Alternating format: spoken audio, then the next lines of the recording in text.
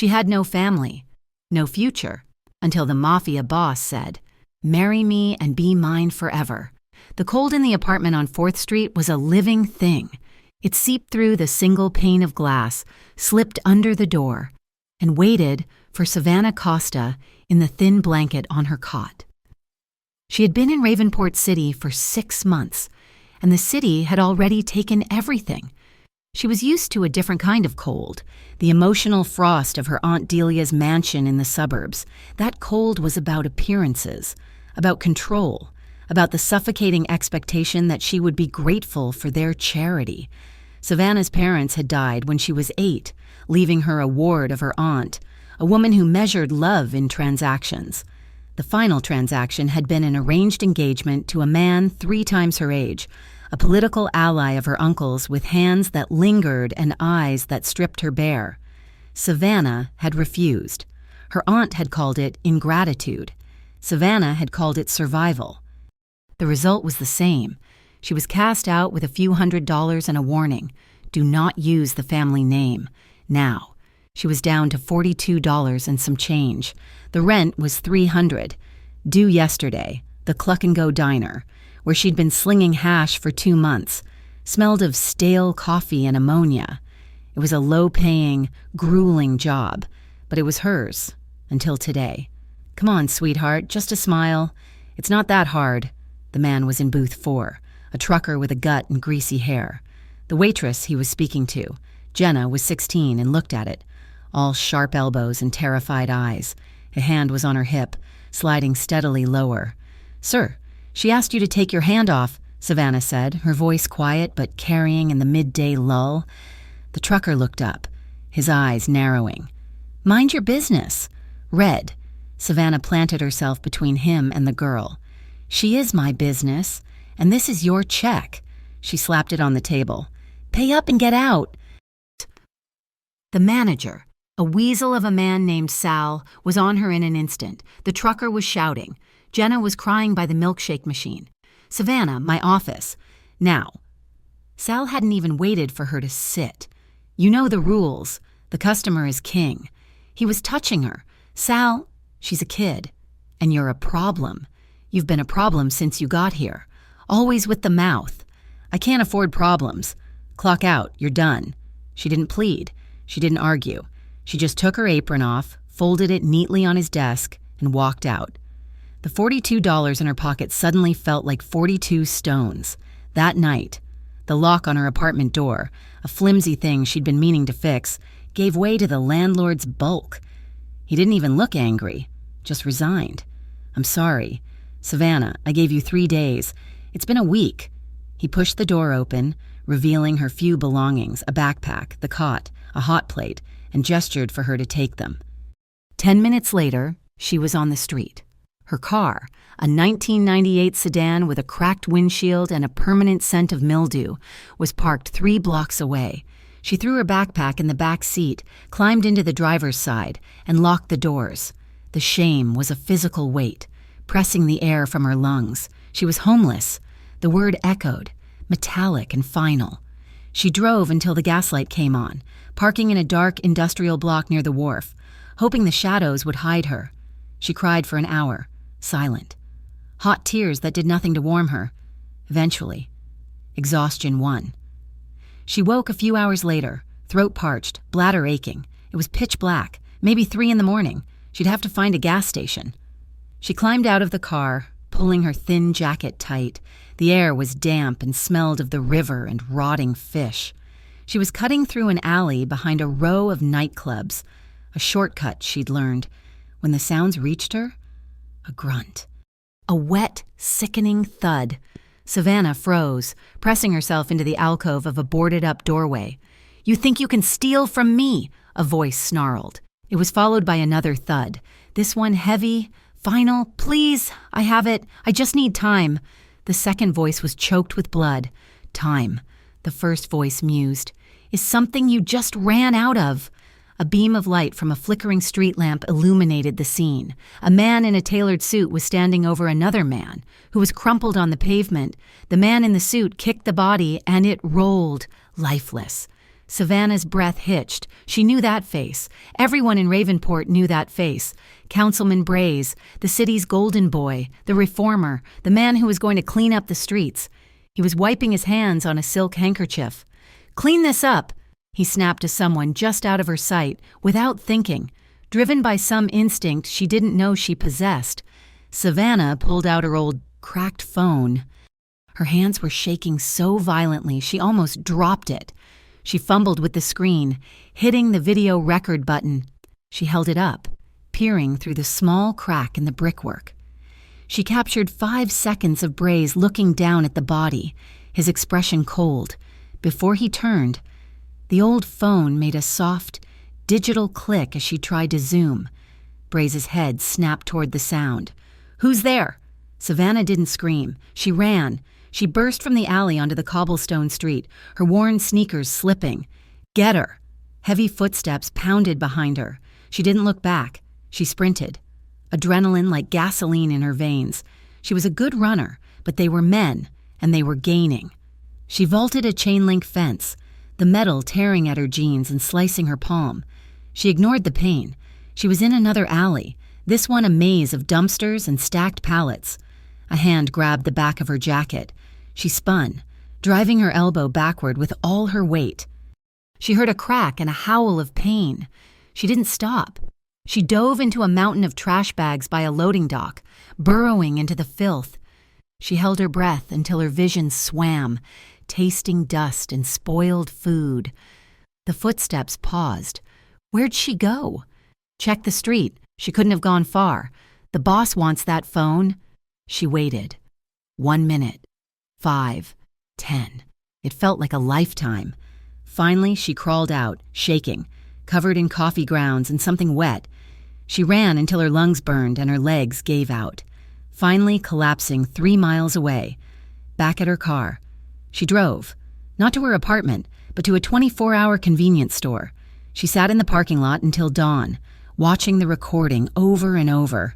Councilman Braze, clear as day. She knew she couldn't go back to her apartment, but she had to see. She parked 2 blocks away and walked. Her apartment was a beacon. Smoke poured from the broken-out window. The front door was splintered, hanging off one hinge. They hadn't just searched for her. They had erased her. She turned and walked away, the numbness spreading. She was not just homeless. She was hunted. Her only thought was St. Jude's, the women's shelter on the other side of the river. The shelter smelled of bleach and boiled vegetables. The women there looked at her with the same hollow eyes she felt in the mirror. She was given a cot in a room with 10 others. She didn't sleep. She sat, watching the door, her phone clutched in her bleeding hand. She saw them the next morning, 2 men in dark suits, scanning the street from a sedan across from the shelter. They weren't trying to be subtle. They were waiting.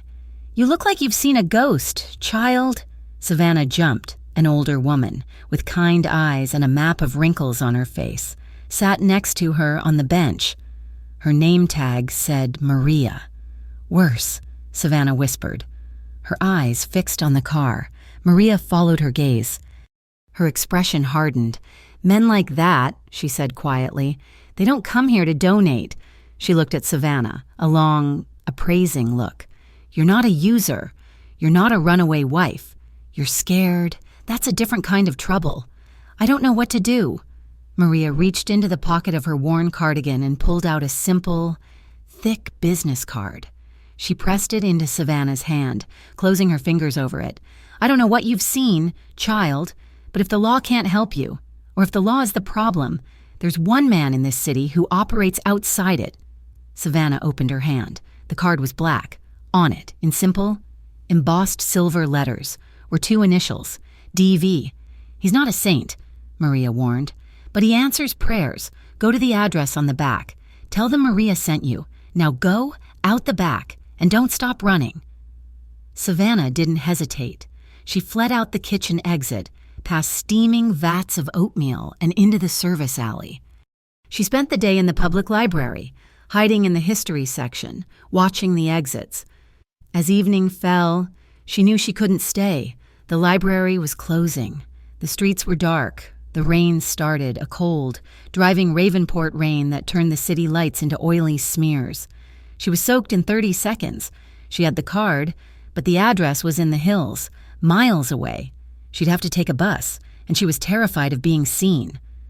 She ducked into an alley to get out of the downpour, the same alley she'd used to get to the library. It was a dead end.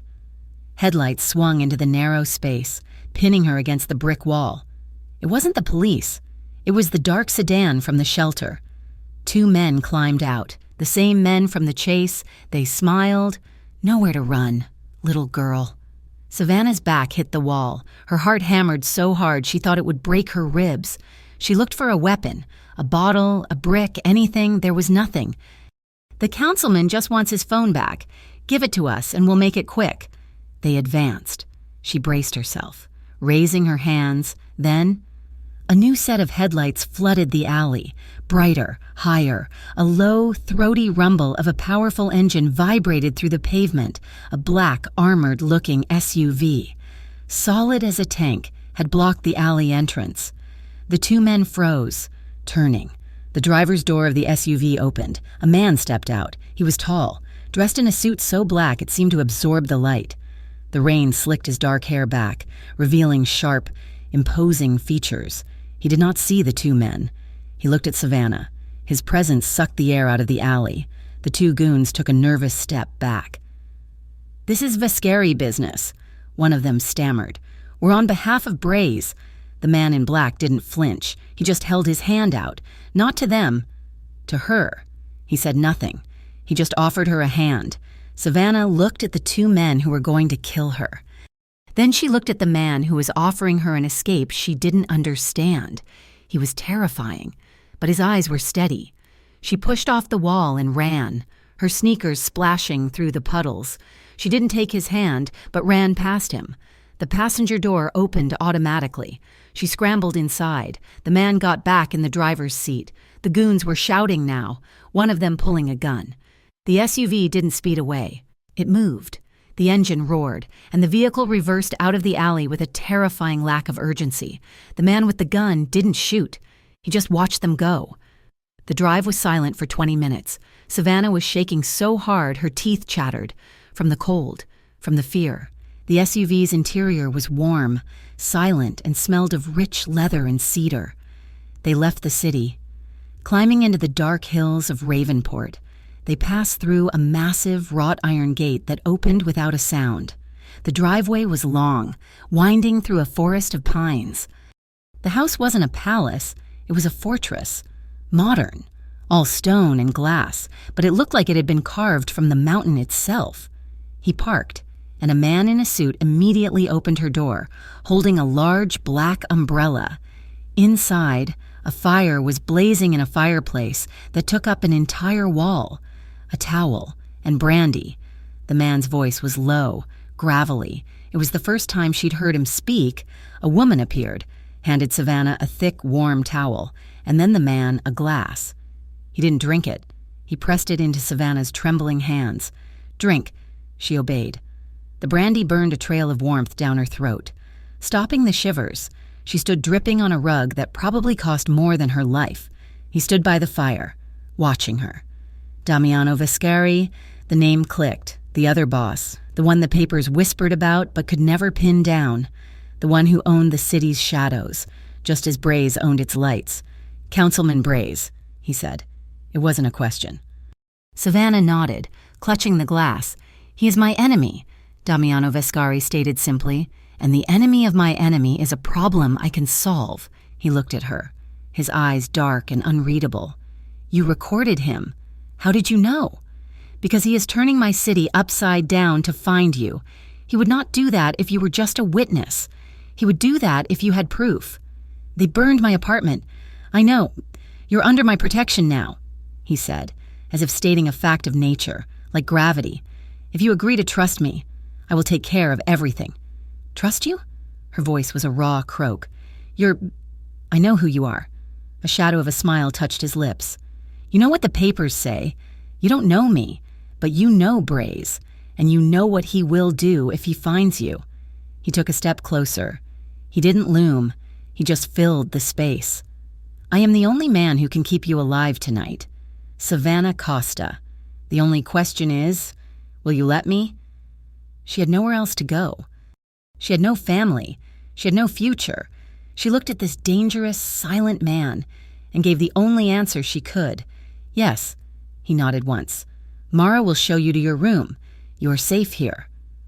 That night, she slept in a bed that felt like a cloud, in a room so silent it was deafening. The safety was disorienting. The adrenaline finally crashed, and the dreams came. She wasn't in the alley, she was a child, locked in the dark closet under the stairs, her aunt's lavender sachets making her sick. She was pounding on the door, but no sound came out. She was lost, she was afraid, and she was voiceless.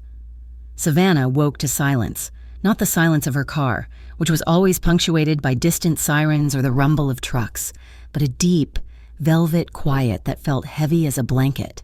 Sunlight, thick and golden, streamed through a floor-to-ceiling window, illuminating a room that looked like a page from a magazine. The walls were a soft gray, the bed linens were impossibly white, and the air smelled faintly of lavender and old money. Her clothes from the night before, filthy, torn, and smelling of alley garbage, were gone, in their place. Folded neatly on a dark wood armchair was a set of clothes, soft black leggings, a thick cashmere sweater the color of oatmeal, and new-looking sneakers. There was no note. She showered in a bathroom carved from marble and chrome, the hot water stinging her skin, washing away the grime of the last several days. When she emerged, wrapped in a towel that felt like a hug, she found a breakfast tray on a low table by the window, scrambled eggs, fresh fruit, coffee in a silver pot. A woman stood by the door, unmoving. Savannah startled, clutching the towel. The woman was tall, with dark hair pulled into a severe knot. She wore a black suit that fit her athletic frame perfectly, and an earpiece that looked like a piece of modern jewelry. "My name is Mara," the woman said. Her voice was flat, professional. "Mr. Vescari is handling business this morning. He will see you for dinner at 7. Who are you?" Savannah asked, her voice small. "I'm your bodyguard." The word was so absurd, so foreign, that Savannah almost laughed. "I don't need a bodyguard. I need—" She stopped. What did she need? A new life? A time machine? Mara's expression didn't change, but her eyes, a very pale blue, held a flicker of something, not pity, but understanding. "The clothes are for you. The food is for you. Your old phone is being cleaned. You will be given a new one." She gestured to the tray. "Eat. No one will bother you." Mara left, the door closing with a soft, expensive click. Savannah looked at the food, her stomach aching. It was an offering, a provision, but it felt like the first bar in a very beautiful cage. Yet, as she ate the eggs, the warmth spreading through her, she couldn't deny the feeling of profound, intoxicating safety. Dinner was a quiet, tense affair. The dining room was vast, with a table that could seat 30, but they sat at one small end, a single candle burning between them. Damiano wore a dark shirt, no tie. The sleeves rolled up to his forearms, revealing strong wrists and a glimpse of dark tattoos. He watched her as she ate, his dark eyes missing nothing. He didn't ask questions. He didn't talk small. He simply existed, a center of gravity in the quiet house. Finally, he set his wineglass down. "Your aunt, Delia, she cast you out. The engagement was to a man named Arthur Vance, a business associate of your uncle's with a fondness for young women and old brandy. You refused. She took your trust fund, your car, your name." Savannah's fork clattered onto her plate. It was not a question. It was a file report. "How do you know that?" she whispered. "It is my business to know things, especially about the people I am protecting." He leaned forward, the candlelight carving shadows under his sharp cheekbones. "Braze is my enemy. He deals in things I will not tolerate. Human trafficking, narcotics in the schools. He's a cancer in this city, and he hides behind a badge of public trust. The video you have is a weapon, but a weapon that cuts both ways." "You want the video," she said, her old defiance flickering. "That's what this is. This room, the food. Mara, I want the video," he agreed, his voice calm. "But I also want Braze gone, and I want the woman who is brave enough to record him to stay alive. Those three things are not mutually exclusive. He refilled her glass, his hand steady. You will stay here. You will be safe. And we will find a way to use that footage that does not end with your picture on the evening news. In the days that followed, Savannah began to understand Damiano's world. It was a kingdom built on contradictions. The house was silent, but always humming with unseen activity. Men in dark suits came and went, speaking in low voices, carrying briefcases. She saw Damiano conduct business once, from the landing above the main hall. He was speaking to a man who was pleading. Something about a shipment. Damiano's voice never rose. He was not angry. He was cold. He spoke a few words in Italian, and the man turned white. 2 of his guards escorted the man out. It was brutal, efficient, and utterly controlled. Mara, sensing her question, said quietly, Mr. Viscari does not tolerate failure, but he does not deal in drugs, and he does not deal in women. He has a code. Those who break it, or those who hurt the innocent, they answer to him, not to the police. He was a monster, Savannah thought, but he was a monster with rules, and in a world that had shown her nothing but chaos. His control was almost comforting. The spark happened on a warm evening. 2 weeks into her stay, the Ravenport chill had broken, and a spring warmth settled over the hills. Damiano found her on the main terrace, a vast stone expanse that overlooked the glittering, distant lights of the city. She was wrapped in a blanket, a glass of wine in her hand, watching the world she was no longer part of. He didn't say anything, just moved to stand beside her at the stone balustrade. He had his own glass. You're safe up here, he said, his voice a low rumble. It feels like I'm in a tower, she replied, not looking at him. Safe, but still a prisoner. Are you? He turned, leaning his hip against the stone, his body angled toward hers. Are you a prisoner, Savannah? It was the first time he had used her name without it sounding like an inventory item. I don't know what I am. The air between them changed. It thickened, charged with the unsaid things. He was close enough for her to smell the faint scent of his cologne, something like cedar and expensive soap, and the wine on his breath. You are a survivor, he said, his voice soft. He reached out, not to touch her, but to take a strand of her red hair that had escaped her braid. He rubbed it between his thumb and forefinger, his gaze locked on hers. You survived your family. You survived the dinner. You survived Braze. You are surviving me. Her breath caught. His gaze dropped to her mouth. She should have been terrified. This was the man who ordered hits, who ran the city's underbelly, but he was also the man who had given her a warm bed, who had fed her, who had not laid a single hand on her. He stepped closer, his body shielding her from the breeze. He set his wineglass on the ledge, his movements slow, deliberate. He placed one hand on the stone wall next to her head, caging her in, but his touch was light. Damiano, she whispered, but it wasn't a protest. He lowered his head, his lips brushing hers, a test. It was a spark, a shock of warmth. She didn't pull away. She leaned into it, her hand coming up to rest on his chest, feeling the hard muscle, the steady beat of his heart. He took that as permission. He kissed her. It was not the bruising, desperate kiss she might have expected. It was deep and slow and searching. It was a kiss full of questions, and it tasted of expensive wine and a loneliness she recognized. His other hand came up to cup her jaw, his thumb tracing the line of her cheekbone. It was a kiss that consumed the air, the city lights, the entire world. He deepened it, his mouth moving over hers with an intensity that made her knees weak. Her fingers curled into his shirt. Then, just as the kiss was about to ignite, to break its banks and flood them both, he pulled back. He rested his forehead against hers, his breathing heavy. His eyes were closed. Only if you want it, he whispered, his voice rough. He stepped back, giving her space. His hands dropping to his sides, Savannah was left shaking, her lips tingling, her body alive with a feeling she couldn't name. She stared at him, confused. Her aunt had demanded, her uncle had threatened, Sal had exploited it. Braze had hunted, this man, the most dangerous of them all, had asked. He wasn't forced. He hadn't manipulated.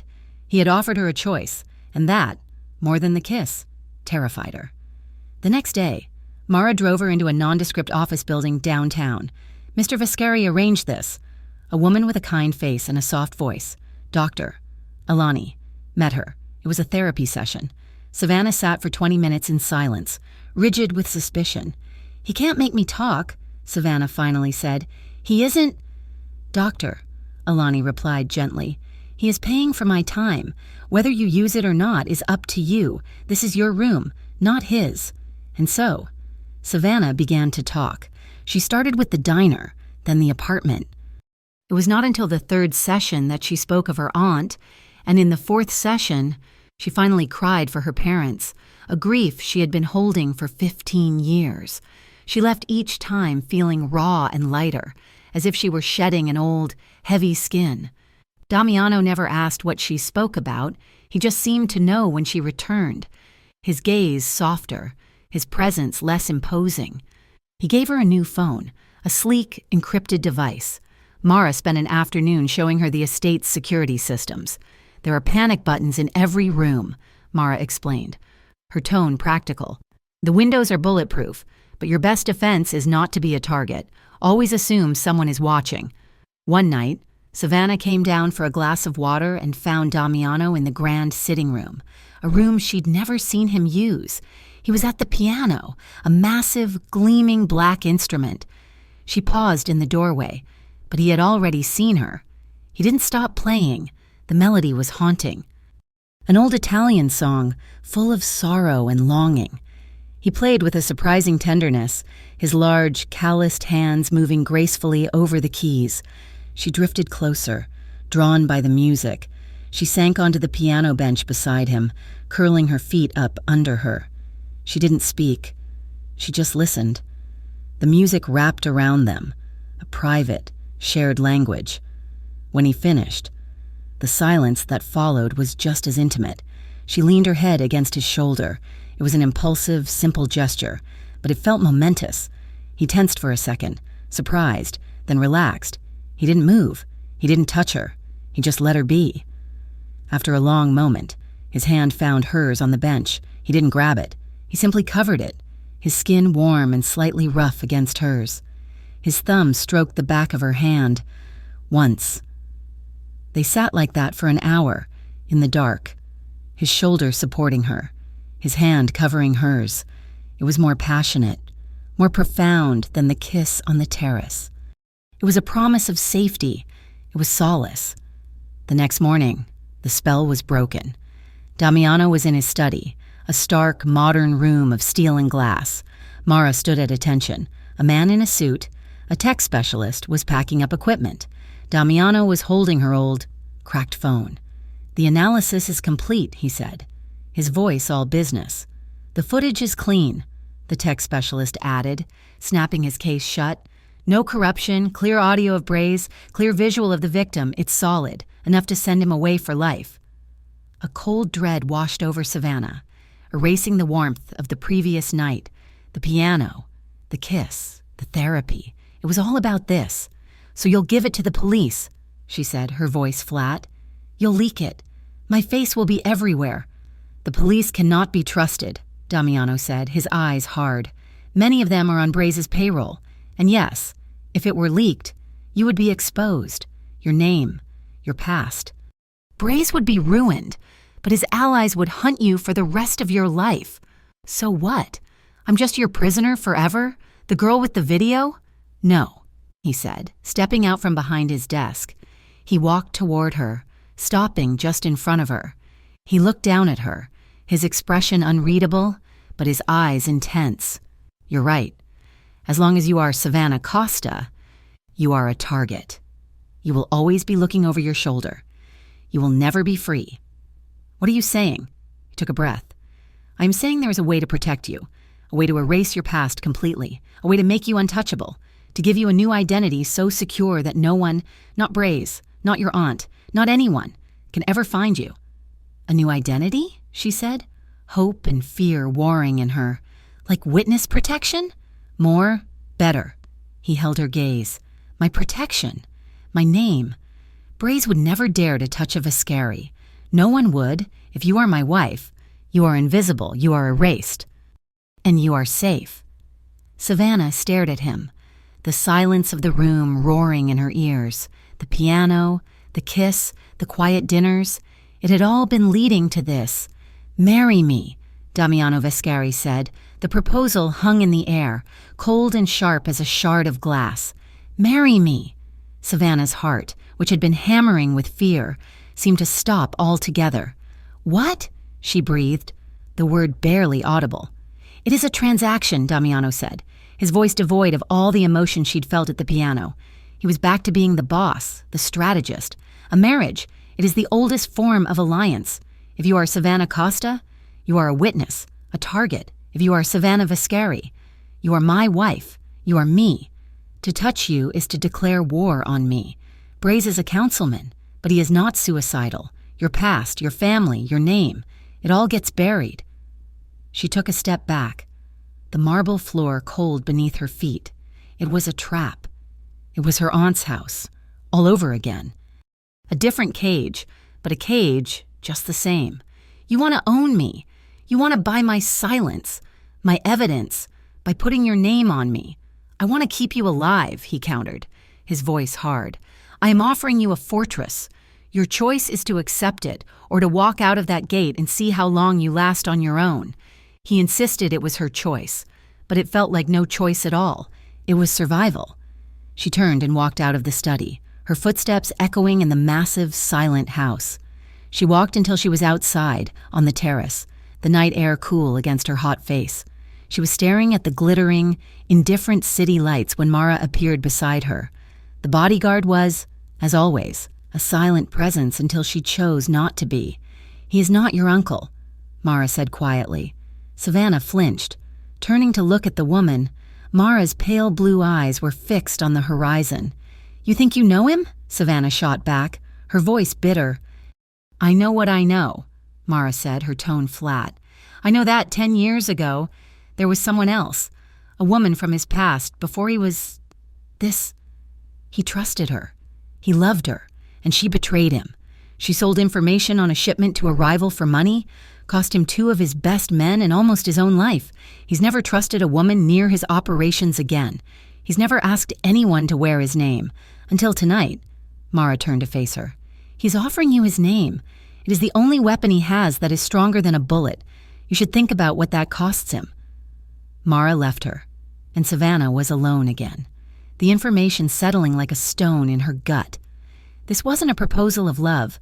It was a proposal of absolute mutual necessity. He was offering her the one thing he never shared, his trust, codified in a legal document. The next 2 days were a blur of transformation. Damiano received a message, a single, unfiltered piece of intel from his network. Braze was no longer being subtle. He had put a bounty on the street, $50,000 for the red-haired witness.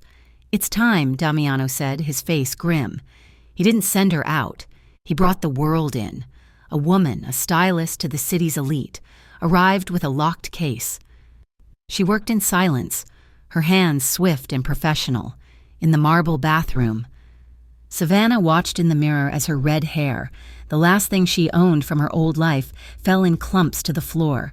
The woman mixed a dye, the acrid smell filling the room when she was finished. Savannah stared at her own reflection. The woman in the mirror was a stranger. Her hair was a deep, soft black, the color of a raven's wing. It made her pale skin look like porcelain and her green eyes look shockingly bright. She was no longer Savannah Costa. She was someone else, someone harder. The transformation continued. Mara took her, not to the gym, but to a shooting range built into the stone sub-basement of the estate. The first time she held the gun, her hands shook so violently she dropped it. "Pick it up," Mara commanded, her voice void of sympathy. "Fear is what got you here. Do not let it be the thing that gets you killed." Savannah learned. She learned to stand, to breathe, to aim. She learned to control the recoil, the jolt that shuddered up her arm. The repetitive crack of the firearm was a new, violent rhythm. She learned to change her walk, to move with purpose, to check corners, to see reflections in windows. She was shedding her old self, the girl who slung hash, the girl who hid in trash bags. She was being remade, but with the steel came a new, cold anger. She was his weapon now, his pawn. She found him in the library, a room paneled in dark wood, the scent of old books and leather filling the air. He was reading, a pair of simple glasses perched on his nose, making him look, for a moment, like a scholar. "This stops," she said. He looked up, his gaze neutral. "What stops? This?" She gestured to her black hair, her new, rigid posture. "The training, the makeover. This is what my aunt did. She tried to mold me into someone I wasn't, someone who would be a suitable wife for a monster. You're doing the same thing. You're just using a different monster. You're turning me into a Viscari. You're turning me into you." He took off his glasses. Rubbing the bridge of his nose, he looked tired. "You're right," he said, his voice quiet. "I am." The admission stunned her into silence. He stood up, walking to the fireplace. He stared into the low flames. "I am turning you into someone who can survive. The woman you were, she was brave, but she was soft. This world will tear soft things to pieces. I am giving you armor. If you see that as a cage, then you are not the woman I thought you were. And what if I don't want the armor?" she yelled, the tears she'd held back finally stinging her eyes. "What if I just want to be free? You say it's my choice. Is it? Or is it just marry me or die?"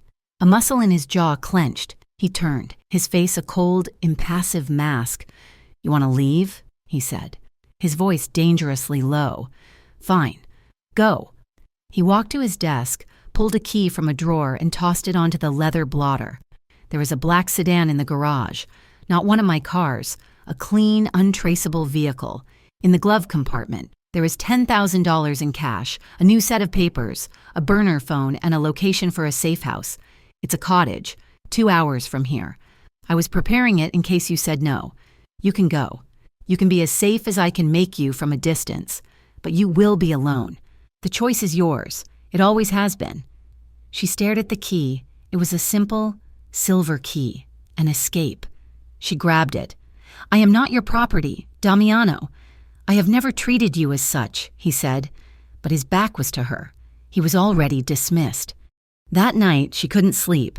The choice was a lead weight in her stomach. Stay and be his. Go and be hunted. She made her decision just after 2 a.m. She dressed in the black clothes Mara had given her, packed the few things she had, and walked down the stairs. Mara was in the kitchen, drinking coffee, as if she'd been expecting her. The bodyguard didn't move. She just watched as Savannah walked to the garage, her expression unreadable. The garage was filled with exotic, powerful cars. In the corner sat the black sedan. It was simple, anonymous, perfect. She got in. The key fit. The engine started. She backed out of the garage and drove down the long, winding drive. The gates opened for her, and then she was on the dark, mountain road. She was free. The feeling was not elated. It was a cold, sharp terror. She drove, her knuckles white on the steering wheel, following the address on the paper from the glove box. She was halfway down the mountain, about 30 minutes out, when she saw the glow. At first, she thought it was a wildfire, a bright orange light that flickered against the black pines, but this was too concentrated, too violent. It was in the valley, exactly where the safe house was supposed to be. She pulled over, her blood turning to ice. A plume of black smoke was rising into the night sky. The cottage wasn't just on fire, it was an inferno, an explosion, a bombing. He knew. Braze had known. He had known where Damiano's safe place was, the place he would send someone he wanted to hide. She was alone, she was free, and she was dead. She realized, in that moment, the terrible truth. Damiano's name wasn't a cage. It was the only shield on earth that could stop this. Being alone wasn't freedom, it was a death sentence. And she knew, with a sudden, gut-wrenching certainty, that she trusted no one but him. She slammed the car into a spin, the tires screaming on the asphalt, and floored it. She raced back up the mountain, her heart pounding a frantic, desperate rhythm. She burst through the front doors of the estate, not caring if she woke the whole house. She found him where she'd left him, in the study, standing by the fire. A glass of whiskey sat untouched on the mantel. He looked up as she stormed in, her face pale, smelling faintly of smoke. "The safe house," she panted. "It's gone. It's on fire." "He knew." Damiano nodded once, his face dark. "I know. The perimeter alarm went dead 10 minutes ago. I was just sending my men." She walked right up to him until she was close enough to see the flicker of the fire reflected in his dark eyes. Her fear was gone, replaced by a cold, hard clarity. "If I say yes," she said, her voice shaking but firm, "this isn't my aunt's house. You don't own me. I'm not your property. I'm not your pawn." She took a breath. "We walk side by side. Or this doesn't happen." He looked at her for a long moment, seeing the woman who had run into the night, the woman who had faced the fire, the woman who had returned. He saw the steel he had been looking for. A slow, small smile touched his lips. It didn't reach his eyes. "Then marry me," he said, his voice a low, rough vow. "And be mine forever." He didn't wait for an answer. He took her hand and led her up the grand staircase, not to her guest room, but to his. His room was dark, masculine, and surprisingly simple. A large bed, a fireplace, a view of the mountains. He didn't turn on the lights. He just led her to the fire, which was burning low. He turned her to face him, his hands gentle on her shoulders. "Are you sure?" She nodded, unable to speak. He unbraided her new black hair, his fingers surprisingly gentle, undoing the tight knots. He cupped her face, his thumbs brushing away the single tear that escaped. "No more running," he whispered. He kissed her. It was not like the first, hesitant kiss on the terrace. This was a kiss of promise, of sealing a bargain. It was deep and raw and full of a terrible, beautiful possession.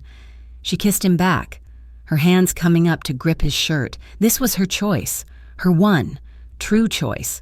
His hands moved from her face to her shoulders, then down her back, pulling her flush against him. He was all hard muscle and controlled strength. He made her feel, for the first time in her life. Not small, but protected. He broke the kiss only to lift her, his arm under her legs, and carry her to the bed. He laid her down, his movements unhurried. The scene was bathed in the soft, flickering light of the fire. He didn't demand it. He didn't take it. He undressed her slowly, as if unwrapping something precious. He paused at the scars on her body, the one on her palm from the fence, a small, white line on her knee from a childhood fall. He kissed each one, his lips warm, his touch reverent, as if he were healing them. When she was bare, she felt no shame. He looked at her, his eyes dark with an emotion she couldn't name. It was hunger. Yes, but it was also something more. It was recognition. She reached for him, her hands fumbling with the buttons of his shirt. He helped her, shrugging it off. His chest was broad, covered in dark, curling hair, and on his left shoulder, she saw it, a stark black cross tattooed on his skin. She traced it with her finger, the symbol of faith on a man of sin. He watched her, his expression unreadable. She leaned forward and pressed her lips to it, a silent acceptance of all he was. His control snapped, a low sound, almost a groan, rumbled in his chest. He laid her back against the pillows, his body covering hers, his weight a comforting, solid presence. He kissed her neck, her collarbone, her shoulder, his touch electric, respectful and thorough. He made her feel safe. He made her feel cherished. He made her feel, for the first time, like she was truly seen. They came together not in a clash of passion, but in a slow, deep, emotional binding. It was the furthest thing from violence. It was a shelter. He held her, whispering things in Italian, words she didn't understand but whose meaning was clear in his touch. And for the first time since her parents died, Savannah Costa fell asleep in the arms of someone else and did not have a single nightmare. The marriage was the next night. There was no white dress, no flowers, no music. Savannah wore a simple black dress from the collection of clothes in her room. Damiano wore a dark suit, his face set in stone, a judge, a small, nervous man with sweat on his upper lip, was brought to the library. By the light of a single candelabra on the desk, they stood. Mara and the housekeeper, Elena, were the witnesses. They stood in the shadows, their faces impassive. The judge read the vows, his voice trembling. It took less than 3 minutes. "I do," Damiano said, his voice a solid, unbreakable thing.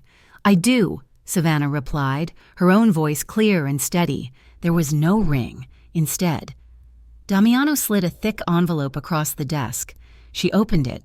Inside was a passport, a driver's license, and a social security card. The face was hers. The woman with the black hair. The name was Savannah Vescari. "Sign," Damiano said, pointing to the marriage license.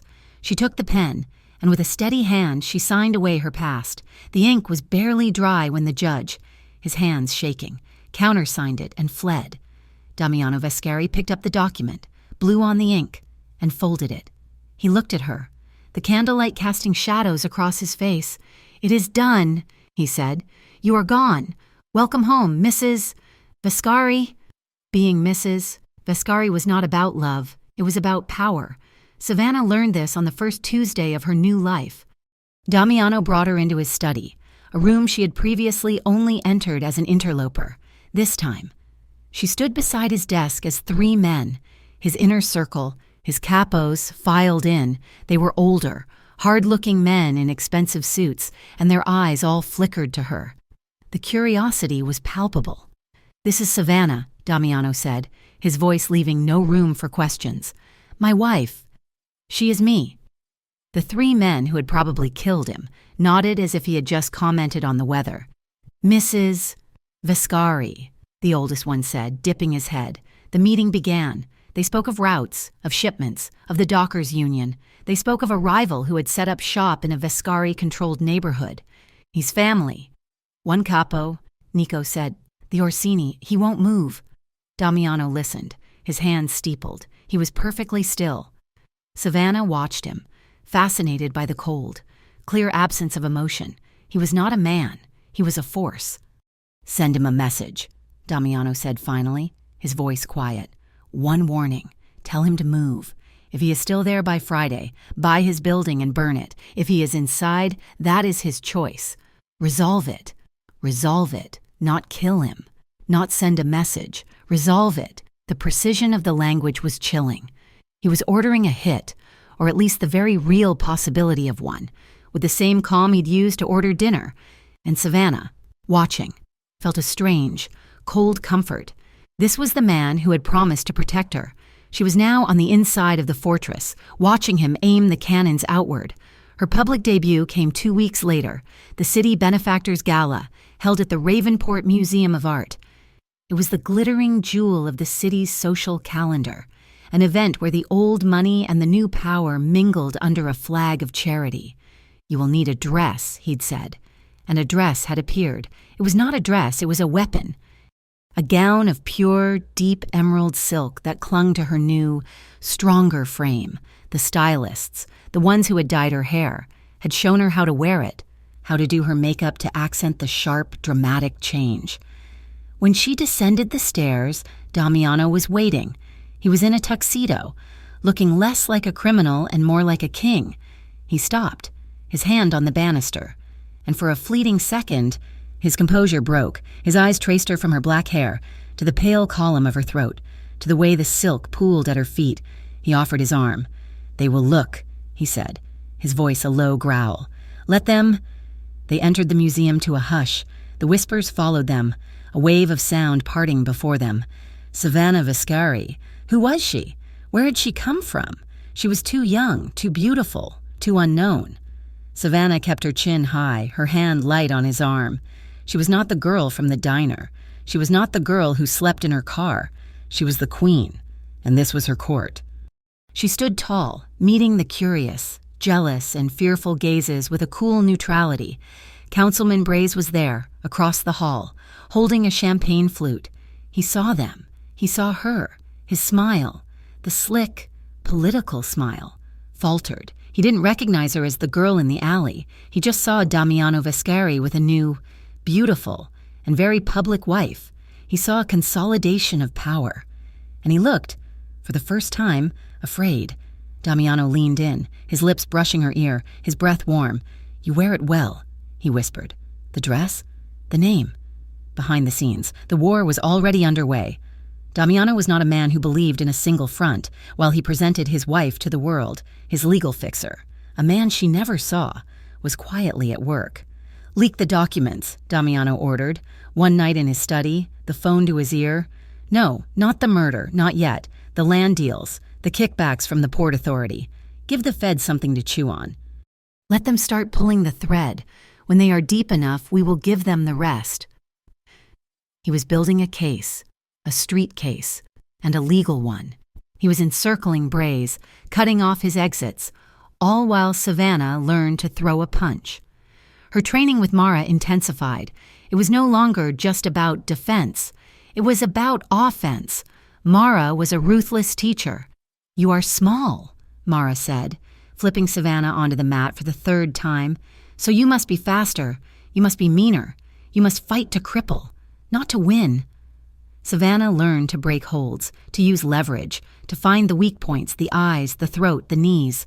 She worked until her muscles screamed and her body was a canvas of purple bruises. And with the pain came a new, sharp clarity. One afternoon, Damiano gave her a small, leather-bound book, a journal. "Doctor, Alani said you used to write," he said gruffly, as if embarrassed. That night, she opened it. The pages were blank, a future she hadn't expected to have. She picked up the pen and wrote, not about her past, but about her present. She wrote about the sound of the guards' feet on the gravel. She wrote about the taste of the expensive wine. And then, her hand steady, she wrote the name, Savannah Viscari. It was the first time it felt like hers, the first sign of healing. The healing brought new complications. The walls she had built were high, but Damiano was not a man who stormed castles. He simply walked in. She found him in the library late one night, a week after the gala. A fire was crackling, and he was reading a thick, leather-bound book, those reading glasses perched on his nose. A comfortable, domestic silence settled between them. She was on the sofa, her own book in her lap, but she was watching him over the pages. "I don't understand you," she said suddenly, the words breaking the quiet. He looked up, his eyes unreadable. "This," she gestured around the room, at the fire, the books, the safety, the doctor, the journal. "The way you are—" She shook her head, frustrated.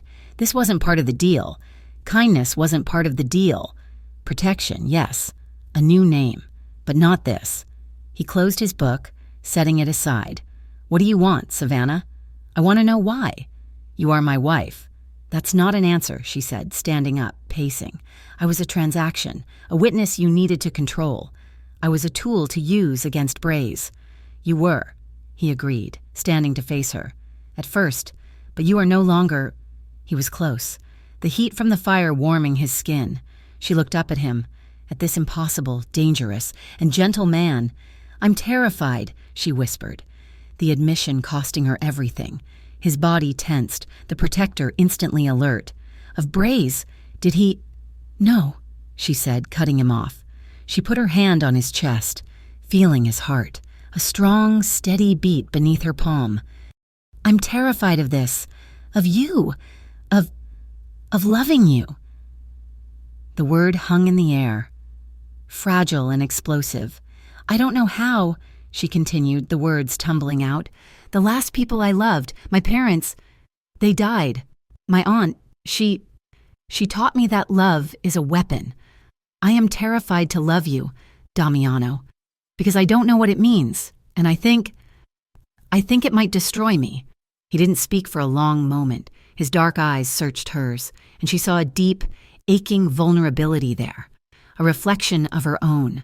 He lifted his hand, his touch infinitely gentle, and cupped her chin, tilting her face up to his. His thumb brushed her cheek, and his voice was a low, rough whisper. "Then be terrified with me." He kissed her. It was not a kiss of passion, but of raw, shared confession. It was slow and deep and full of a quiet, desperate understanding. He was as lost as she was. That night, The nightmares came back. She woke with a gasp, her body drenched in sweat. The closet. The lavender. Her aunt's cold, angry face. But this time, the door had opened, and Councilman Braze was there, his hands reaching for her. She sat up, her heart hammering, her breath coming in ragged sobs. "You are safe!" His voice came from the darkness. She looked, and he was there, sitting in the armchair in the corner of their bedroom. He was fully dressed, and he was simply watching her. "Damiano?" she whispered, her voice trembling. "What time is it?" "It doesn't matter. You were dreaming." He came to the bed, the mattress dipping as he sat beside her. He didn't touch her, not right away. He just let his presence be a new anchor. "How long were you sitting there?" "Long enough," he said, his voice rough with a feeling she couldn't place. He finally reached out, his hand brushing the damp hair from her forehead. His touch was so careful, so tender. It broke her heart. He was watching her like she was made of glass, like he knew she could shatter, and he was the only thing holding her together. He was afraid. She realized, not of his enemies, but of this, of her.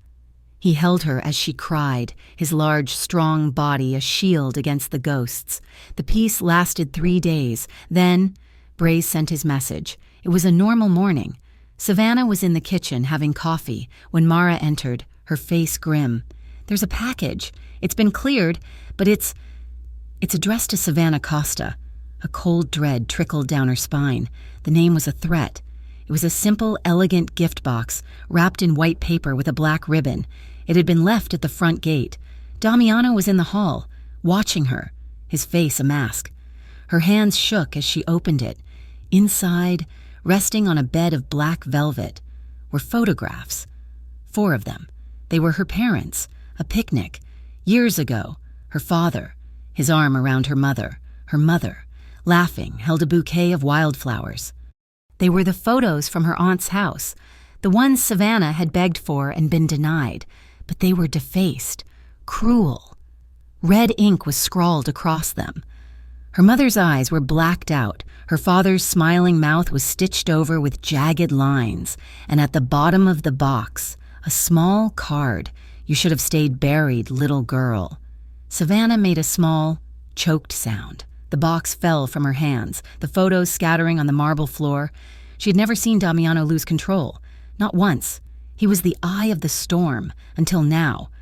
A sound ripped from his throat, a low, animalistic roar of pure, undiluted rage. It was the most terrifying sound she had ever heard. "He touched her," Damiano said, each word a spike. He didn't just get angry. He erupted. He grabbed a priceless porcelain vase from a pedestal and smashed it against the wall. Shards flew. "Damiano," she cried, but he couldn't hear her. "I will kill him," he roared, his voice echoing in the massive hall. "I will tear his house down. I will burn his family from the earth." He was pacing, a caged tiger, his hands clenched, his entire body vibrating with a violence that sucked the air from the room. This was the man who ordered hits. This was the man who burned his enemies. Savannah's numbness shattered, replaced by a sudden, icy calm. She saw his rage, and she understood it, but she also saw the trap. "He wants this," she said, her voice quiet. Damiano didn't stop. He kicked over a chair, the wood splintering. "Damiano!" She said it louder, stronger. She walked into the center of his storm, planting herself in front of him. He was breathing hard, his eyes black with fury. She put her hands on his chest. He was shaking. "He wants you to rage," she said, her voice low and steady, forcing him to listen. "He wants you to be the monster everyone says you are. He wants you to come at him with guns, so he can be the victim, and you can be the mobster. He did this to break us, to make you do something stupid." He stared down at her, his jaw so tight it looked like it would break. He mocked. Her parents. "I know," she whispered, her own tears finally falling. "They are my parents, but this ends, and it ends with the truth, not war." He looked at her, his rage warring with the shock of her words, slowly, agonizingly. He unclenched his hands. He put his own over hers, his whole body still trembling. He leaned his forehead against hers, closing his eyes. "This ends with truth," he repeated, his voice a hoarse whisper. "Okay, truth." The next morning, the study was in a war room. The capos were there. Maps of Braze's hidden estate outside the city were on the table. Damiano was calm again, but it was a new calm, a deadly, final calm. "He's at the estate," Damiano said, his voice flat. "He thinks he's safe. We hit him tonight. Full strike, Nico. You take the east, Leo the west. No survivors. I want the house to be silent by dawn." "Yes, boss," Nico said, his eyes gleaming. "No." The word was quiet, but it cut through the room. Everyone turned. Savannah stood in the doorway. She was dressed in black tactical pants and a simple shirt. Her hair was tied back. "Savannah," Damiano said, his voice a warning, "this is not your concern. Go upstairs." "It is my only concern," she said, walking into the room, past the stunned capos, until she was standing at the head of the table, opposite her husband. She looked at the maps. "If you do this," she said, her voice clear, "you are just like him. You're just another monster fighting for territory. You'll spend the rest of your life cleaning up the mess, and he will die a martyr. The feds will stop pulling the thread on his crimes and start pulling it on yours." "He sent you photos of your dead parents," Damiano said through gritted teeth. "And I will be the one to make him pay for it." "Ah," she replied. She looked at him, her green eyes blazing with a fire he had never seen. "He's overconfident. He thinks I'm a terrified girl in an alley. He wants the video. He thinks it's the only thing that can hurt him." She leaned over the table, her hands flat. "So let me deliver it. Let me be the final blow." The message was sent through an anonymous encrypted channel. "The witness has the original footage. She is afraid. She will trade it for a new identity and $500,000 in cash. Tonight, midnight." Damiano's hands were clenched so tight his knuckles were white. "This is a mistake," he said, his voice a low growl. Savannah stood in front of him, her face pale but set. She was wearing a simple black shirt, tactical pants, and the boots Mara had given her. "It's the only way. He's arrogant. He thinks I'm still the terrified girl in the alley. He'll come. He will come to kill you. Savannah, not to bargain." "That's why you'll be there," she replied simply. He hated this. He hated every part of it. He was a man of absolute control, and this, sending his wife as bait, was the antithesis of his entire existence. But he also saw the woman in front of him, the steel in her spine, and knew she was right. This was her fight. He ran his hands over her shoulders, checking the straps of the thin, bulletproof vest. His touch was clinical, but his fingers trembled, ever so slightly. He taped the small wire to her chest, his knuckles brushing the soft skin above her heart. "You will have a 20-man team in the shadows," he said, his voice rough. "Mara will be on the roof opposite, with a rifle. I will be in your ear, on this wire, listening to every breath. The second it changes, I am coming in. Do you understand?" "I understand," she said. "He won't walk away from this, Damiano, and neither will I." The location was an abandoned art gallery in the warehouse district, a cavernous, dark space. Damiano had chosen it. It was a kill box, one way in, one way out. When Savannah walked in at 5 minutes to midnight, the place was silent. Dust motes danced in the single shaft of moonlight coming through a high, dirty skylight. Canvases in various states of decay were covered in white cloth, making them look like a legion of ghosts. Her footsteps echoed on the cracked marble floor. She stood in the center, as planned, and waited. At 2 minutes past midnight, the heavy front doors groaned open. Councilman Braze did not come alone. He was flanked by 2 men, mountains in dark suits, their hands in their pockets. Braze himself looked different from the gala. He was not the smiling politician. He was the man from the alley. His eyes were cold, his suit immaculate. "The little red-haired witness," he sneered, his voice echoing in the vast room. "You've been a very, very busy girl." "Hello, Councilman," Savannah said, her voice surprisingly steady. The small earpiece crackled with Damiano's breathing. He was listening. "You've caused me a great deal of trouble, And you got smart, black hair. I'll admit, I didn't recognize you at the gala. But my men, they have a way of remembering a face. I have the video, Savannah said, cutting him off.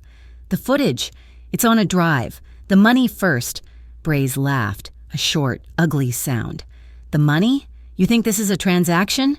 He took a step closer, his men fanning out slightly, cutting off her angles. You really are stupid. I came here, sweetheart, for the drive, and to finish the job my men started in that alley. You won't get the drive if you kill me, she said, her heart hammering, but her voice cold. It's not on me. It's in a safe. If I'm not back in 1 hour, it gets released to every news outlet in this city, and to the feds. This gave him pause. His smile faltered. You're bluffing. Am I? Savannah said, taking a small step back. You came here to kill a witness. You didn't come here to commit political suicide. Braze looked at her, his eyes narrowing. He saw her, really saw her, the steady gaze, the way she stood, balanced, not cowering. You've changed, he whispered, a flicker of unease in his eyes. You're not the same girl. No, she said. I'm not. It doesn't matter, he snarled, his patience snapping. He nodded to his men. Get the drive. One of the men lunged. Savannah didn't wait. She moved. Just as Mara had taught her. She didn't try to fight the larger man. She used his momentum, twisting, driving her elbow into his solar plexus. He grunted, folding, Braze, enraged, grabbed her. You bitch! His hands were on her throat, squeezing just as she had dreamed. The world began to gray at the edges, the lack of air a sudden, sharp panic. Fight to cripple, not to win. She didn't claw at his hands. She drove her thumb into the soft spot under his jaw, pressing the nerve. He howled, his grip loosening. She didn't stop. She brought her knee up, hard, into his groin. Braze crumpled, gurgling, his face a mask of shock and pain. She stepped back, panting, the wire digging into her chest. The two men were back up. The one she had hit was furious. The other one was already pulling his gun. This was it. This was the moment. Now, Damiano! She screamed into the wire. The main doors didn't just open. They exploded inward, blown off their hinges by a concussive force. Damiano was there, a black silhouette against the sudden flood of headlights. He was not alone. He was flanked by Nico and 3 other men, all armed, all moving with a terrifying, professional grace. Gun! One of Braze's men shouted, raising his weapon. It was over in 2 seconds. The gallery lit up with muzzle flashes. The sound was deafening, a series of sharp, contained cracks. It was not a chaotic firefight. It was an execution. Damiano's team fired, and Braze's 2 men fell, their unfired shots burying themselves in the marble floor. Silence descended, thick and smelling of cordite. Braze was on the ground, holding his throat, his eyes wide with terror. Damiano stalked toward him, his face a cold mask of pure, controlled fury. He raised his weapon, his aim steady, pointed directly between Braze's eyes. "Damiano, no!" Savannah shouted. "We do this my way. The truth, you promised." Damiano's finger was tight on the trigger. He looked at the man who had defaced her parents' photos, who had tried to kill her twice. "He doesn't deserve the truth," he growled. "I do," she said, her voice raw. "I deserve to be finished with this. Don't make this a street war. Don't make him a martyr." As if summoned, a new sound cut through the night. Sirens, not the local police, but the wail of federal agents. Bright blue and red lights flooded the gallery, washing out the shadows. Men in dark blue windbreakers with FBI emblazoned on the back swarmed the room, their weapons raised. "Councilman Braze," the lead agent, a tall man with a grim face, shouted, "You are under arrest!"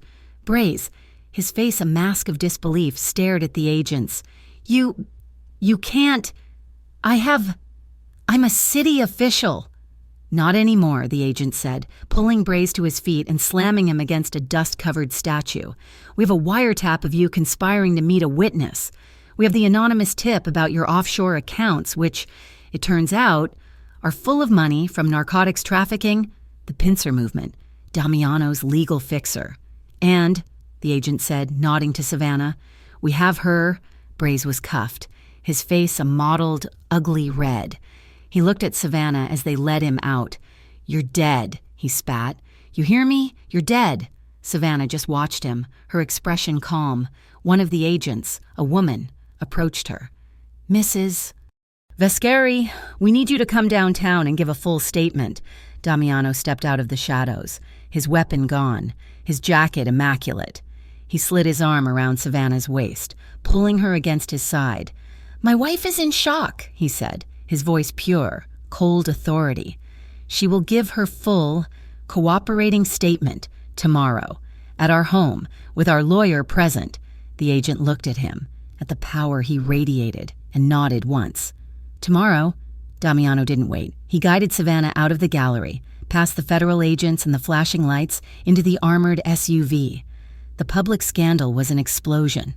Councilman arrested in midnight sting. Braze indicted on federal racketeering charges. The city was in an uproar. The trial became national news, and through it all, Savannah's name was never mentioned. She was a protected witness, a confidential informant, the woman who brought down a tyrant. Her old life, Savannah Costa, was buried, and Savannah Vescari had never been there at all. Her name was cleared, anonymously and absolutely, back at the Vescari estate. They retreated. The house was put on lockdown. No visitors, no business. There were only them. That night, a fire crackled in the bedroom. The world outside, the sirens and the news trucks, felt a million miles away. Damiano sat on the edge of the bed, his back to her. She came out of the bathroom, her skin scrubbed clean, wearing one of his soft, black T-shirts. He didn't turn. She came up behind him, her hands gentle on his shoulders. He was coiled tight, a spring wound to the breaking point. "It's over," she whispered, her hands kneading the hard muscle. "I almost lost you," he said, his voice thick, raw. "When I heard him touch you, when I heard you scream for me, I wanted to kill everyone. The feds, his men, him, myself. But you didn't," she said, turning him to face her. She sat on his lap, her arms winding around his neck, her legs on either side of him. "You waited. You trusted me. I don't know how to do this, Savannah," he confessed, his face buried in her hair, his arms wrapped around her waist like a drowning man. "This feeling, this fear, it's too much." "Then we'll be afraid together," she said. She kissed him. It was not a kiss of victory. It was a kiss of healing. It was slow and deep and full of a quiet intensity that spoke of shared trauma, shared survival, and a new, fragile beginning. He made love to her with a reverence that bordered on worship, his touches slow, his kisses deep. It was not a fire, it was a slow, melting warmth. He held her face in his hands, his eyes locked on hers, as if he were memorizing her. Afterward, they lay tangled in the sheets, the firelight playing over their skin. "When I saw him in handcuffs," she confessed, her head on his chest, her fingers tracing the cross on his shoulder, "I thought I would feel happy or powerful, but I just felt empty. The revenge. It didn't fix anything." She looked up at him. "I don't want to be that person anymore. Damiano, the girl in the alley, the woman in the gallery. I don't want revenge. I just want peace." He held her, his hand stroking her black hair. "You have my entire world, Savannah. Whatever peace you want, I will build it for you. I will burn down anyone who tries to take it from you." He was quiet for a long time. Then he got up. "Damiano?" He walked to his dresser, his back to her. He opened a drawer and took out a small, dark velvet box. He came back to the bed, his face unreadable in the dim light. "The first time," he said, his voice rough, "was a transaction. It was to protect you. It was to give you my name. It was practical." He sat in front of her, his gaze unwavering. This is not practical." He opened the box. Inside, on a bed of black velvet, was a ring. It was not a gaudy show of wealth. It was an emerald-cut diamond, so clear and bright it seemed to drink the firelight. It was flanked by two smaller stones, a design of simple, breathtaking, and timeless elegance. "Savannah," he said, his voice thick, I've loved you for too long not to. From the moment you walked into that gallery, knowing you were walking into the fire, I knew. You're not my weakness, Savannah. You are my goddamn heart." He took her hand. "The first was to protect you. This one is because I love you." He didn't ask her to marry him. She was already his wife. "Damiano," she whispered, tears in her eyes. "Will you stay?" he asked. "Not as my prisoner, not as my witness, but as my wife, as my equal. Will you stay with me?" She held out her left hand, her fingers trembling. "I had nothing before you. Now I have you, and I have myself. I'm already yours." He slid the ring onto her finger. It was a perfect, solid, and beautiful fit. But the story was not over. Miles away, on a high, cold rooftop overlooking the city, a man lowered a high-powered spotting scope. He had been watching the gallery, a long-range surveillance job. He wasn't one of Braze's. He was something else, something older. He'd seen the entire exchange, the feds, the bust. He'd seen Vascari, his oldest enemy, the man who had taken everything from him, emerge with a woman, a new woman. He snapped a long-lens photo. Damiano, his arm around his new, black-haired wife, his face full of a protective fury the watcher had never seen. The man, his face a map of old scars, smiled. It was not a pleasant smile. "So," he whispered to the cold night air, "the lion has a weakness. After all, he has a heart." He looked at the photo. "And now, I know exactly where to aim." The villa sat on a cliff overlooking the Tyrrhenian Sea, a whitewashed fortress of solitude surrounded by lemon groves and ancient olive trees. 6 months had passed since the gallery, since the flashing lights and the federal agents. 6 months after Savannah Costa had ceased to exist and Savannah Vascari had truly begun. Here, the air smelled of salt and wild rosemary. The silence was not the heavy, terrifying silence of the closet under the stairs, nor the tense, loaded silence of the estate in Ravenport.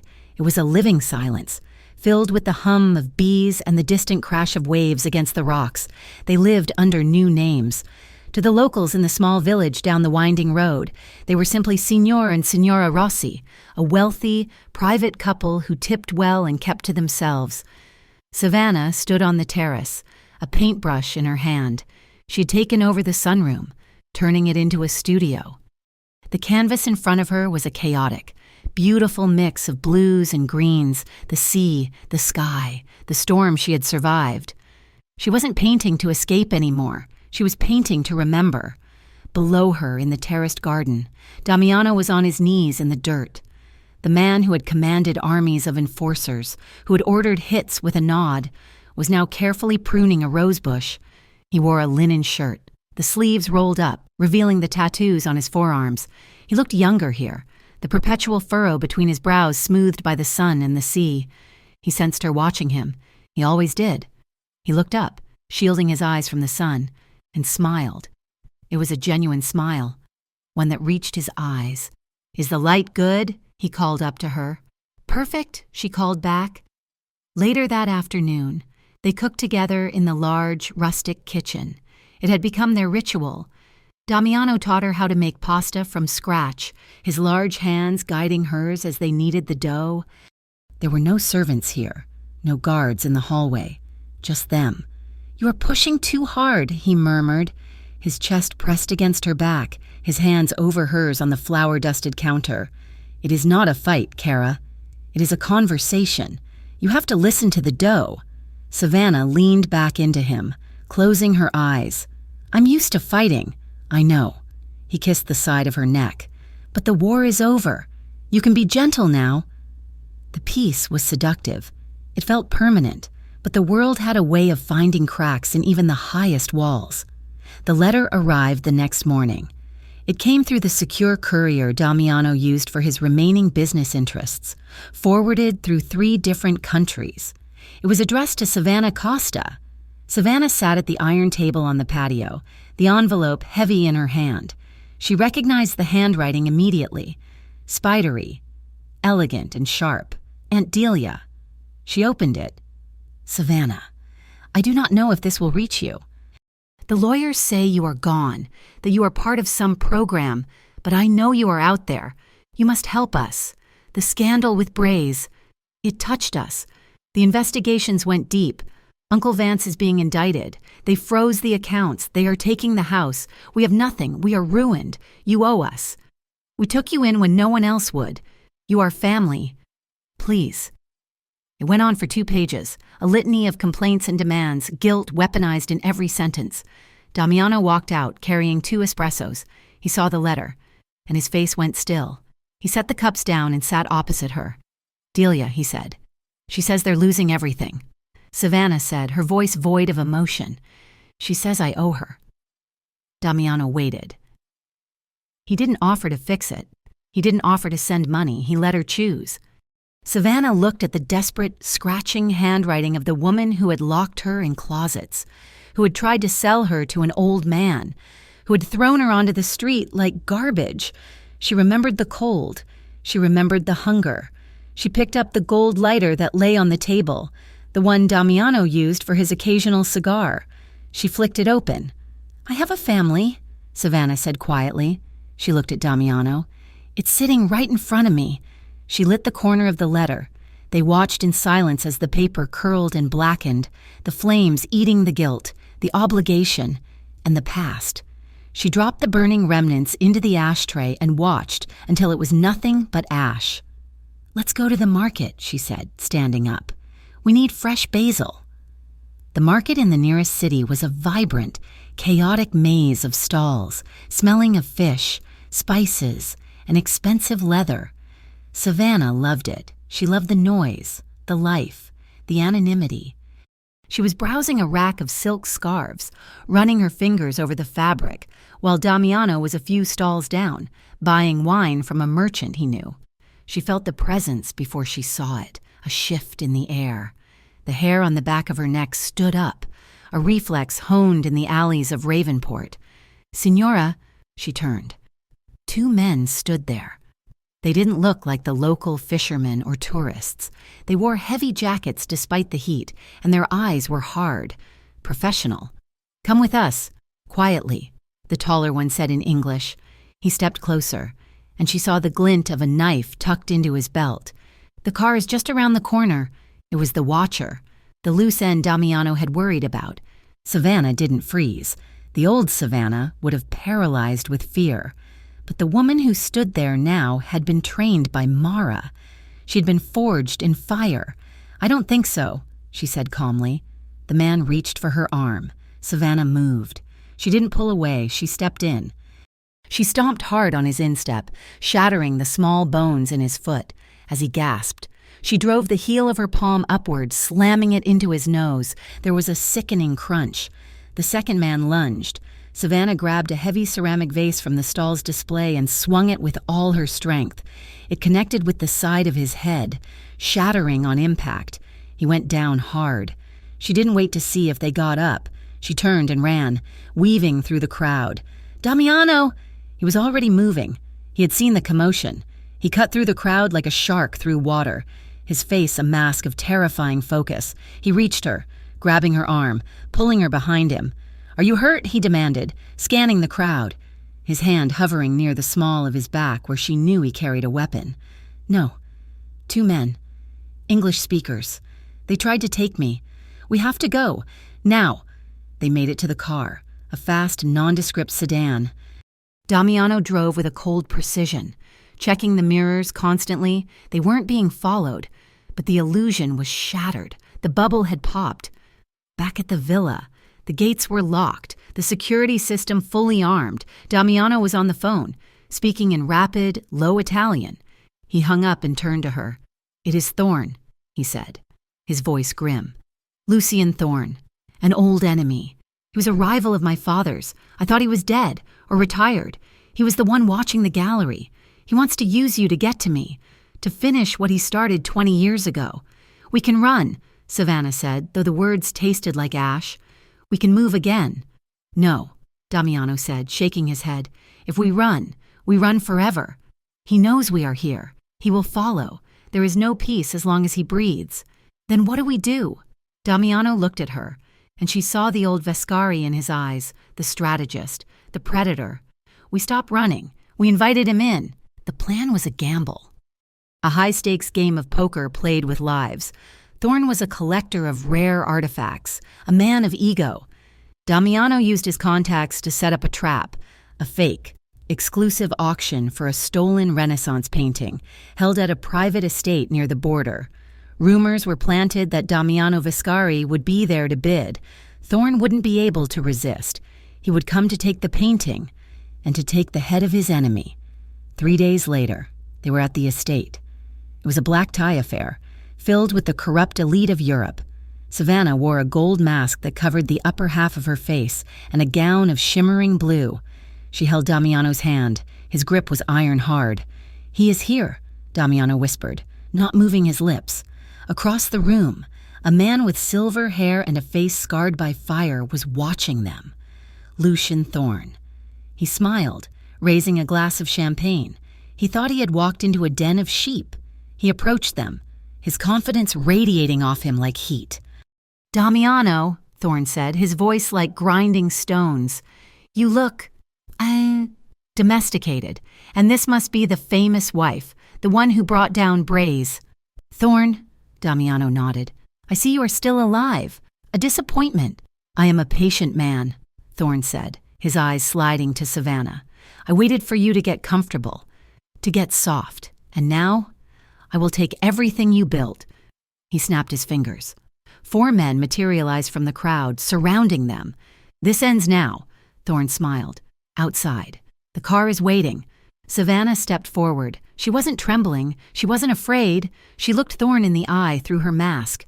"You're right," she said clearly. "It ends now." She squeezed Damiano's hand. That was the signal. The lights in the ballroom were cut out. Pitch blackness, in the dark.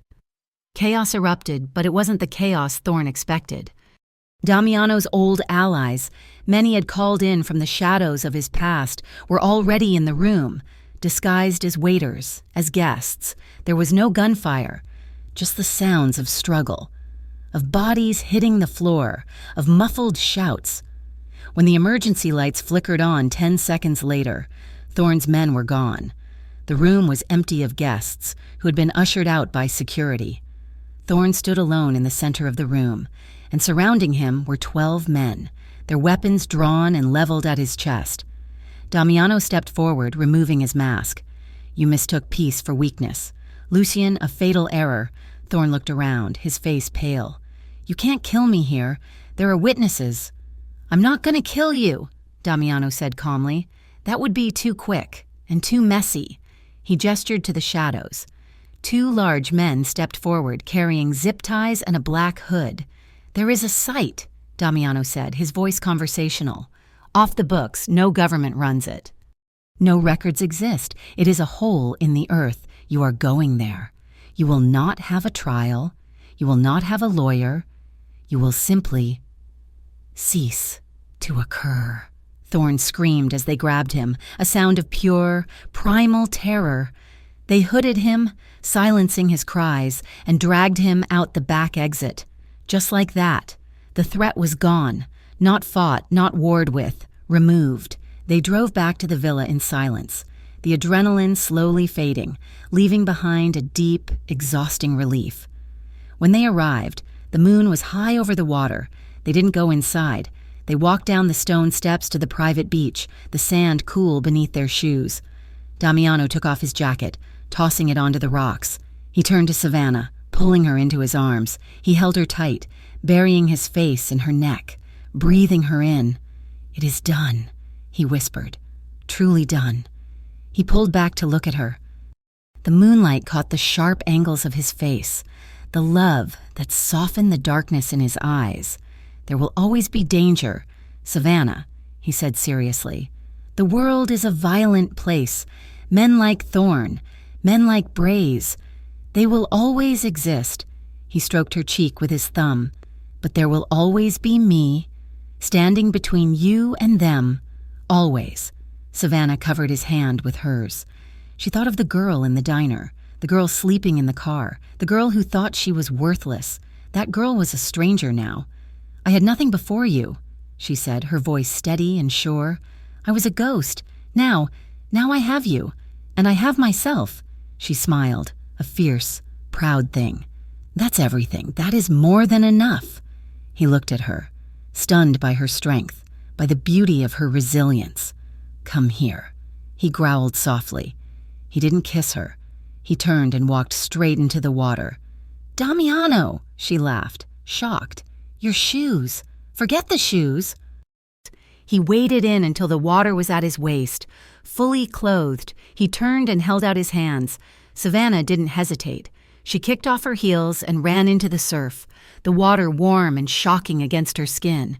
She splashed through the waves, her dress soaking through, heavy and clinging, until she reached him. She jumped into his arms, wrapping her legs around his waist. He caught her easily, spinning her around, the water flying in silver arcs around them. They were laughing. It was a sound of pure, unadulterated joy. Two damaged souls, forged in trauma, who had found a way to build a fortress of happiness. He stopped spinning and looked at her, his hair wet, water dripping from his eyelashes. The laughter faded into a smile of profound tenderness. They kissed. It was a kiss of salt and sea and freedom. It was the seal on their future. The darkness was behind them. The horizon was wide open. The final image was quiet. It was morning. The sun was just cresting over the olive trees, painting the kitchen in stripes of gold and amber. Savannah was barefoot, wearing one of Damiano's white shirts that hung to her mid-thigh. Her hair was messy, a black halo around her face. She was standing at the stove, the smell of fresh coffee filling the air. She hummed a soft tune, the same Italian melody he had played on the piano all those months ago. Damiano entered the room quietly. He didn't startle her. She knew his step. She knew his rhythm.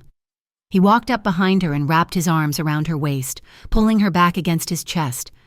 He rested his chin on her shoulder, his eyes closed, breathing in the scent of coffee and his wife. She leaned back into him, covering his hands with hers. They stood there for a long time, watching the steam rise from the pot, watching the sun climb the sky. There were no guns on the table. There were no enemies at the gate. There was just this moment. Peace. Earned. Not given. Thank you so much for listening to this story. I hope you enjoyed the journey of Savannah and Damiano, from the cold alleys of Ravenport to the warm shores of their new life. It has been a pleasure bringing this tale of danger, resilience, and love to you. If you enjoyed this story, please leave a comment down below and let me know where you are listening from. I love seeing our community grow from all over the world, and if you haven't already, please make sure to subscribe to Mafia Romance Stories for more intense, emotional, and passionate tales. Don't forget to share your thoughts on the ending in the comments. Did you suspect the Watcher in the shadows? Until next time, stay safe and keep believing in love.